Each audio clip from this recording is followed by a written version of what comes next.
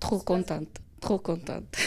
Christelle fait partie des 21 étudiants au cégep de l'Abitibi-Témiscamingue qui ont débuté ce lundi leur formation intégration à la profession infirmière au Québec dans le cadre de la 3e cohorte. Donc, qui visait là, en 2022 à former plus de 1500 infirmiers et infirmières qui sont diplômés hors du Canada, donc pour intégrer le réseau de la santé ici même au Québec.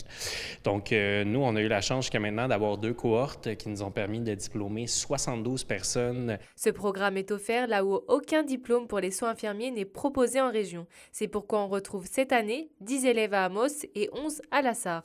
Nous, on a toujours souhaité viser des localités ou des MRC où est-ce que la formation régulière en soins infirmiers n'est pas offerte au niveau collégial. Donc, le DEC est offert habituellement au campus de Rouyn et de Val-d'Or. Comme il est soutenu par le gouvernement, le directeur espère que les restrictions liées à l'immigration ne toucheront pas ces jeunes infirmiers et infirmières venant renforcer le système de santé en Abitibi-Témiscamingue. On le sait qu'il y a des besoins criants dans toutes sortes de types de personnel dans le secteur de la santé, mais particulièrement en infirmiers et infirmières là, dans toutes les localités de l'Abitibi-Témiscamingue. On sait qu'il y a une pénurie importante, puis on sait que c'est une priorité gouvernementale. Donc, on a bon espoir que ces personnes-là qui viennent vraiment s'installer, qui ont choisi l'Abitibi-Témiscamingue, vont pouvoir rester là au terme de leur formation, puis vraiment pouvoir intégrer le marché du travail. En effet, entre rêve et motivation, les étudiants sont déterminés à obtenir leur certification québécoise. Le fait d'être sélectionné parmi tant de milliers et passer toutes les étapes, arriver jusqu'à cet instant,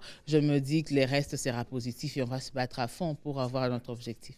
Les auteurs, la pratique, les contextes qui sont utilisés comme modèle de référence, c'est la pratique au Canada et au Québec. Donc, c'était comme un rêve de pouvoir pratiquer ce que j'aime dans l'endroit qui est réputé la référence. Avec un taux de réussite avoisinant les 100% lors des précédentes cohortes, l'Abitibi-Témiscamingue s'attend à recevoir 21 nouveaux infirmiers et infirmières d'ici environ un an.